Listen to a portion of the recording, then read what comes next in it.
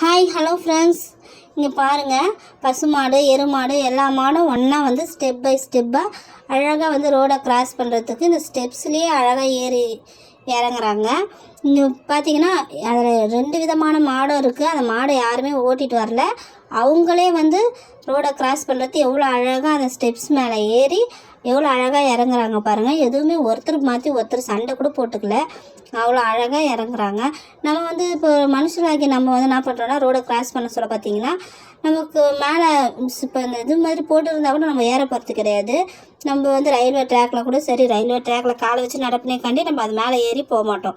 இந்த விலங்குக்கிட்டேருந்து நம்ம ஒன்று கற்றுக்கலாம். அந்த நேரத்தில் எது இதில் நம்ம கரெக்டாக நம்ம கிராஸ் பண்ணணுமோ அது மாதிரி நம்ம ரோடை கிராஸ் பண்ணணுன்ட்டு நம்ம இந்த விலங்குக்கிட்டேருந்து கற்றுக்கலாம். இந்த யானை பாகன் பாருங்கள், இந்த யானையை வந்து அழகாக வந்து அந்த வேனில் ஏற்றிட்டாங்க. இன்னொரு யானை வருது. இந்த யானை வந்து எவ்வளோ அழகாக வந்து பேக்லேயே ரிவேஸ் எடுத்து ஏறுறாங்க பாருங்கள். ஏறிட்டு அவங்க ஏறின அந்த சேரை கூட அழகாக எடுத்து உள்ளே வச்சுக்கிறாங்க. நம்ம இறங்க சொல்ல அந்த சேர் நம்மளுக்கு கண்டிப்பாக உதவுன்ட்டு. நாமளாம் என்ன பண்ணுவோன்னா கண்டிப்பாக ஏறினோம்னா